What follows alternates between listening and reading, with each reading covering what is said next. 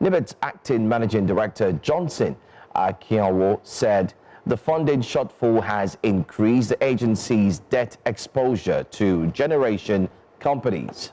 Although 858 billion naira was budgeted to settle tariff gaps and outstanding obligations, only 60 million naira was released, and it could not be used due to procurement constraints. Akianwo warned that continuous underfunding and non-cost reflective tariffs are putting pressure on the electricity market. The chairman of the Senate Committee on Finance, Sani Musa, expressed concern over the growing financial strain in the sector and hinted that lawmakers may review the tariff system or consider other funding options. NBET has been asked to submit a detailed funding and reform plan as part of the 2026 budget review. Joining us now is public policy expert Dr Emmanuel Osemeka. Thank you for joining us. Dr. Osemeka, if you can hear us, what does it really mean when we hear that only 60 million naira is released out of 858 billion that was approved? How does this funding gap affect the companies that generate electricity? What does it really mean when we hear 60 million naira is released out of 858 billion that was approved? I don't understand how this works. What is the meaning of that funding gap, and what's the implication that affects, that this will lead to in terms of affecting companies that generate electricity?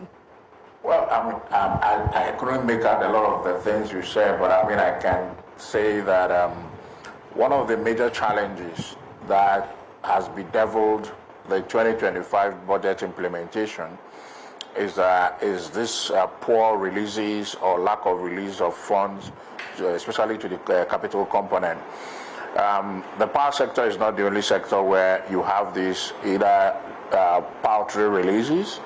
You're talking about 0.07% of 858 billion as budgeted for power sector.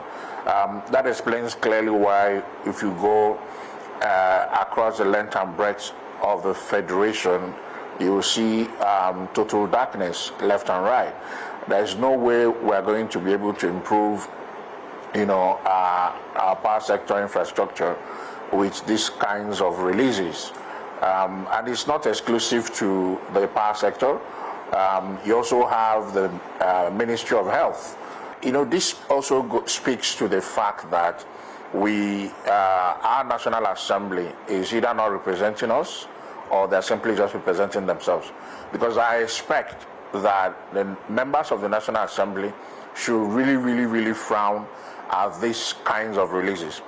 It is, unthinkable that a government will budget almost $1 trillion for its power sector, but yet the only release you have for your entire fiscal year, 365 days, is 60 million naira.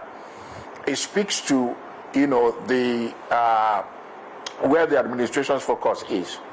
And that also explains why the administration is focusing on renewable energy for the Aso Rock Villa.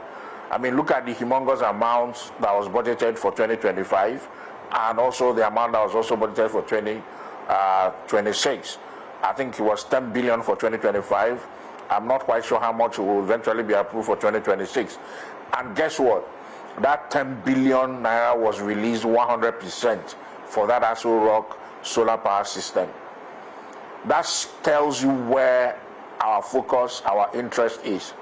Take, for example, the health sector, I think the health sector budgeted about 243 billion for its capital project in 2025. Guess how much they got for the entire year? 34 million.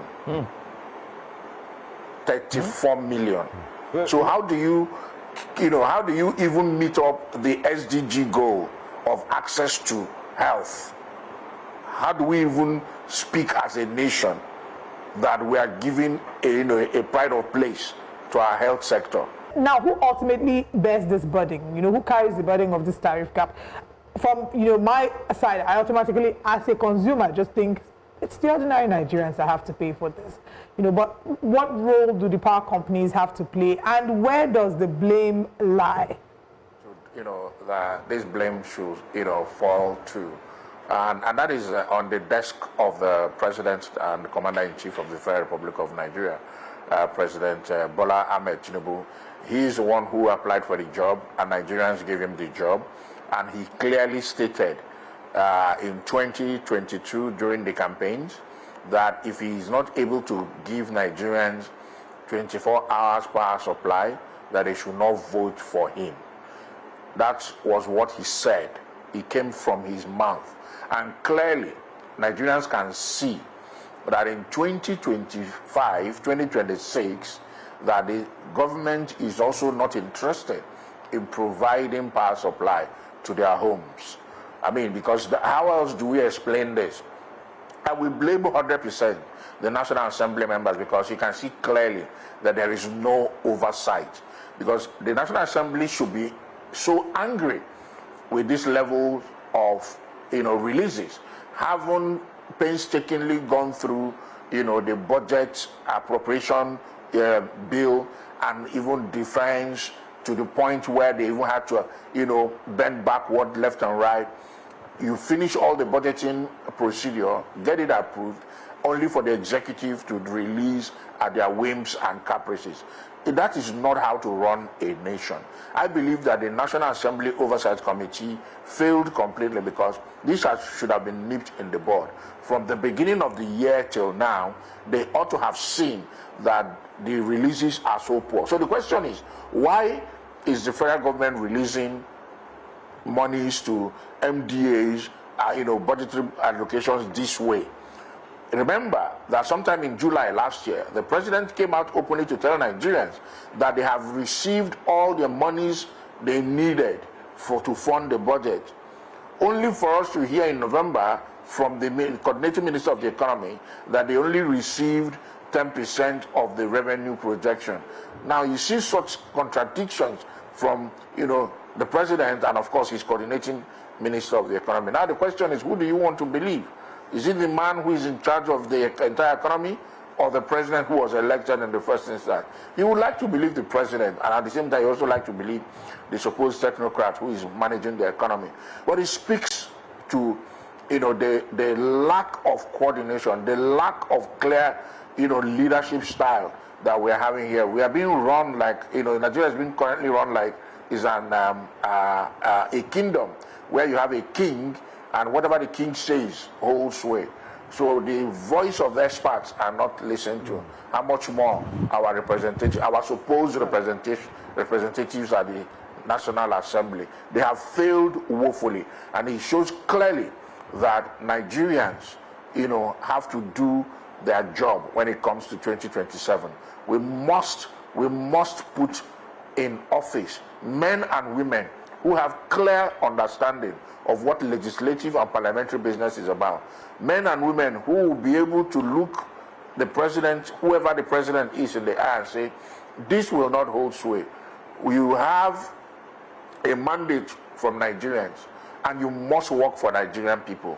And as senators and as House of Reps members, we are going to hold you to account to ensure that what we appropriate is what you release. You can't go borrowing and borrow so much money, and at the end of the day, the money is not released. And when we finish budgeting, the money is not released. Nigerians have expectations, and at the end of the day, expectation is that. This explains why we are running 3 budgets in 2026. 2024, 2025, and 2026 Appropriation Act. Running pari passu. I mean, I've never heard of that ever in my entire life. I do not even understand how that is even going to pan out eventually. So I'm expecting more from the Senate here and the National Assembly Budget Defense. I'm expecting to hear more, and I'm expecting people to be told to resign for lack of performance, honestly. But unfortunately, is party government. I mean, the ruling party is, they have everything.